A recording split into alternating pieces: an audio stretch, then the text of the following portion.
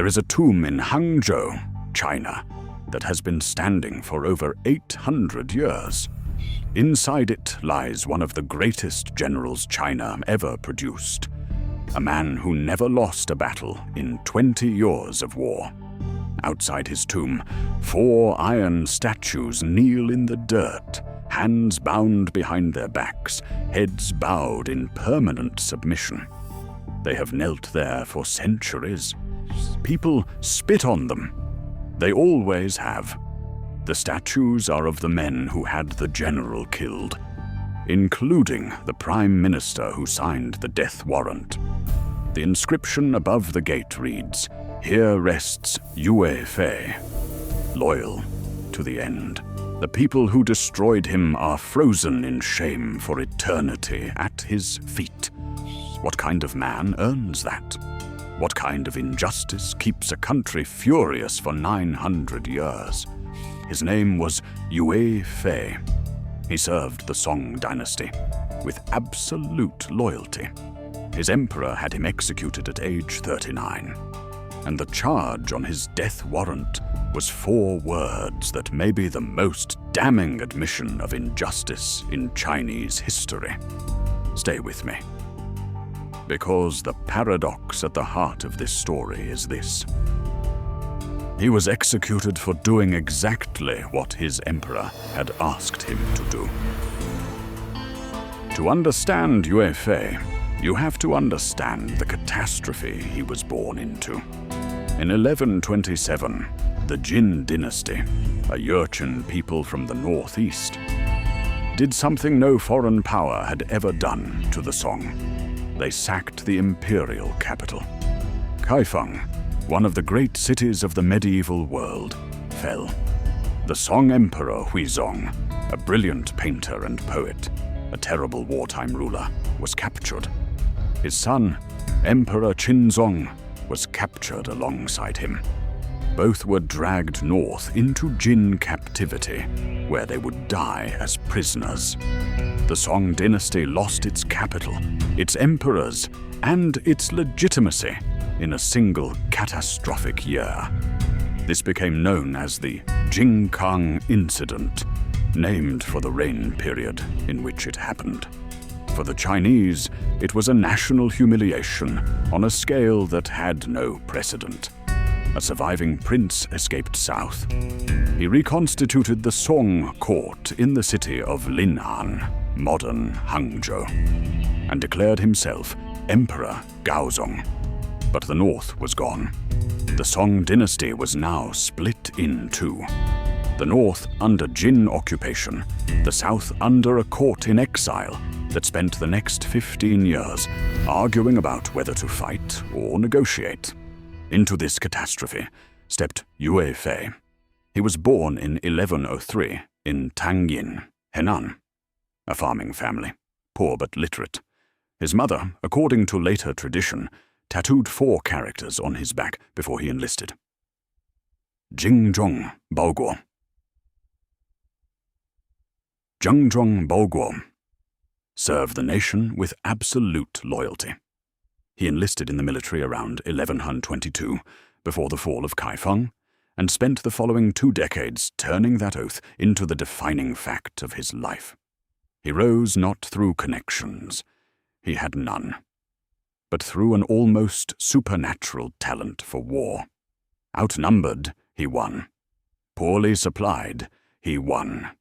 Fighting on ground not of his choosing, he won.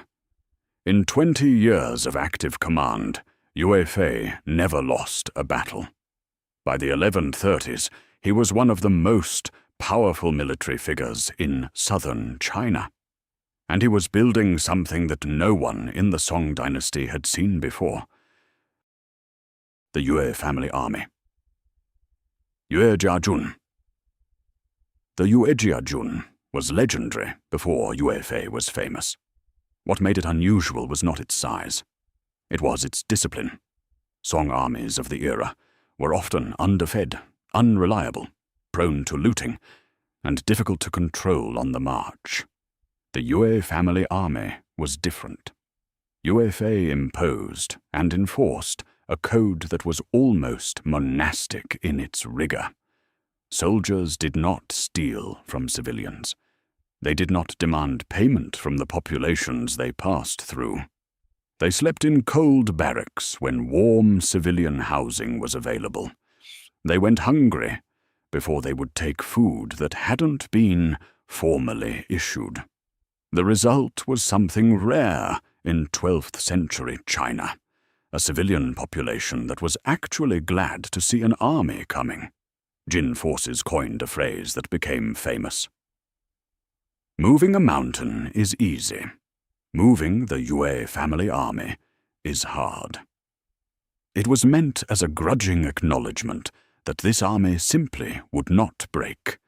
It would not run. It would not scatter when outflanked. Just it absorbed punishment and kept fighting. The men followed Yue Fei, not because they had to. They followed him because he was the kind of commander who ate after his men ate, who slept in the field when his men slept in the field, and who redistributed campaign rewards to the families of soldiers who died. In an era when officers routinely enriched themselves on campaign spoils, Yue Fei was conspicuously poor. He was also, by 1134, producing results. That year, he led a campaign that recaptured several commanderies in Hubei province, territory that had been under Jin control since the Jingkang collapse. It was the first significant recovery of northern territory. The court rewarded him. Emperor Gaozong praised him. For a brief moment, it seemed like the tide might genuinely turn. In 1140, everything converged. The Jin court was in a moment of internal instability. Yue Fei saw the opening and launched his greatest campaign, a northward push aimed at nothing less than the recovery of Kaifeng, the old Song capital, and the return of the captured emperor's remains. Emperor Gaozong authorized the offensive. What followed was a string of victories that stunned both courts. At Yancheng, Yue Fei's forces routed a Jin army. At Yingchang, they broke the Jin's elite iron cavalry, the Jurchen's most feared mounted force, in open battle. Town after town fell. Jin commanders who had never been pushed back on Chinese soil were retreating north. Yue Fei's army was now within striking distance of Kaifeng, the old capital, the city that represented everything the Song had lost 13 years before. His soldiers wept. Civilians in the occupied north reportedly came out to meet the advancing army with food and water, weeping and calling them liberators. Jin-held territory was collapsing faster than anyone had predicted. The momentum was overwhelming. Then the golden tablets arrived. In a single day, Emperor Gaozong sent 12 golden tablets, the most urgent form of imperial message in the Song system, reserved for matters that could not wait.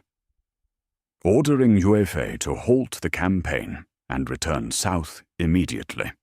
12. In one day, Yue Fei knew what it meant. He knew that his position was being argued over, not just in the Jin court, but in his own.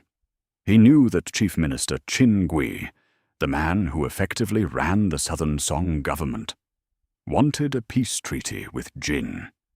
He knew that a peace treaty required Yue Fei to stop winning. He also knew something that perhaps no one at court wanted to say out loud. If the north was recovered, if the captured Emperor Huizong's remains and the imprisoned Emperor Qinzong were returned to Linan, then Emperor Gaozong, who had only become emperor because both of them were gone, faced a legitimacy problem that no amount of court ceremony could solve. The man who benefited most from the war being unwinnable was the man who sent the 12 golden tablets. Yue Fei obeyed. He turned his army around, He withdrew from the most successful campaign in southern Song history, with Kaifeng almost in reach, because his emperor ordered him to. He wrote to the court, "10 years of effort, all lost in a single morning." He understood what was coming. He obeyed anyway. That was who he was. Within months of his return, Yue Fei was arrested. The charges: disobeying orders, plotting rebellion. The two accusations were precisely crafted for maximum irony. He had been recalled for obeying orders, and the only rebellion his career contained was the one he had spent 20 years fighting. His son, Yue Yun, was arrested alongside him and tortured. The goal was a confession. Anything that could provide a paper justification for what had already been decided. The investigation was led by a man named Han Shizhong, himself a general, a man who had actually fought alongside Yue Fei. Han went to Qin Gui and demanded to see the evidence. He asked directly, "What has Yue Fei done?" Qin Gui's answer has been remembered for 900 years. Han Shizhong stared at him. He said, with, "Perhaps there is. How can you satisfy the world?" There was no answer. There was no evidence. There was only the decision that had already been made. On January 27th, 1142, Yue Fei was executed in the Fengbo pavilion of Lin'an's prison. He was 39 years old. His son Yue Yun was executed alongside him. His deputy Zhang Xian was also killed. The peace treaty with Jin was signed shortly afterward. The north remained under Jin control. The captured emperor's remains stayed in the north. The war was over. Qin Gui lived to old age, honored and wealthy. He died in 1155, still prime minister. 20 years after Yue Fei's execution, a new emperor came to the Song throne. Emperor Shaozong, who had no personal stake in the political calculations that had destroyed Yue Fei, officially cleared his name in 1162. Posthumous titles were granted. The family's property was restored, but the rehabilitation that mattered more than any imperial decree came from the people. The Yue Fei temple in Hangzhou was built near his tomb. People came to pray, to honor, to lay offerings. And outside, where the iron statues kneel, 4 figures frozen in the posture of shame, hands bound, heads bowed, a different tradition developed. Visitors spat on Qin Gui's statue.